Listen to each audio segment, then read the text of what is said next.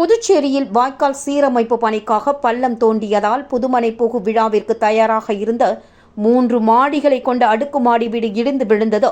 இதில் முன்னாள் எம்எல்ஏ அன்பழகன் உட்பட 50 பேர் அதிர்ஷ்டவசமாக உயிர் தப்பினர். புதுச்சேரி ஆட்டுப்பட்டி அம்பேத்கர் நகரை சேர்ந்தவர் சாவித்ரி. கணவர் ரங்கநாதன் உயிரிழந்த நிலையில் இவர் தனது மகள் சித்ரா, மருமகன் சுரேஷ் ஆகியோருடன் வசித்து வருகிறார். இவர்கள் அதே பகுதியில் அரசு மூலம் கொடுக்கப்பட்ட இலவச மனைப்பட்டாவில் 3 அடுக்கு மாடி வீடு கட்டி வந்தனர். இந்நிலையில் வீட்டின் கட்டுமான பணிகள் முழுவதுமாக முடிவடைந்து புதுமனை புகு விழாவிற்கு திட்டமிடப்பட்டிருந்தது. இதற்கிடையே அந்த வீட்டின் அருகே செல்லும் வாய்க்கால் இருபக்க சுவர் கட்டுமான பணிக்காக கடந்த 1 வருட காலமாக நடந்து வருகிறது. இதனால் கடந்த சில தினங்களுக்கு முன்பு சாவித்திரி வீட்டின் பின்புறம் வாய்க்காலுக்கு சுவர் அமைப்பதற்காக ஜேசிபி இயந்திரம் மூலம் பள்ளம் தோண்டப்பட்டது. இதன் காரணமாக புதிதாக கட்டப்பட்ட 3 மாடி வீடு லேசாக சாய்ந்து காணப்பட்டது. இதனால் அதிர்ச்சி அடைந்த சாவித்ரி இது தொடர்பாக வாய்க்காலுக்கு சுவர் கட்டும் ஒப்பந்ததாரரிடம் முறையிட்டு வந்தார்.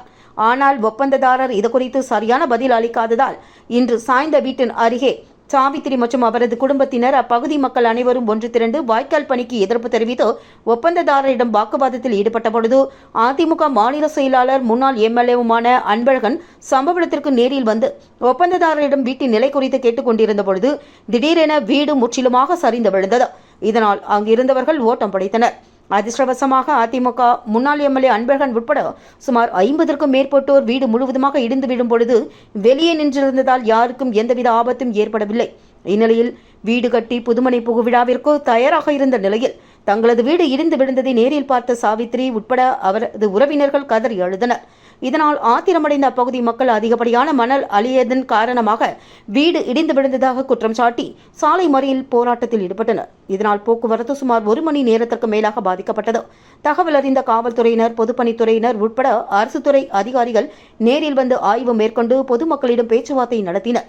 இருப்பினும் நிரந்தர தீர்வு காணும் வரை சாலை மறியலை கைவிடாததால் சம்பவ இடத்திற்கு பொதுப்பணித்துறை அமைச்சர் லட்சுமி நாராயணன் நேரில் வந்து பார்வையிட்டு அப்பகுதி மக்களுக்கும் வீட்டின் உரிமையாளர்களுக்கும் ஆறுதல் கூறி இதுகுறித்து உடனடி நடவடிக்கை எடுப்பதாக உறுதியளித்ததின் பேரில் போராட்டத்தை கைவிட்டு அனைவரும் கலைந்து சென்றனர்.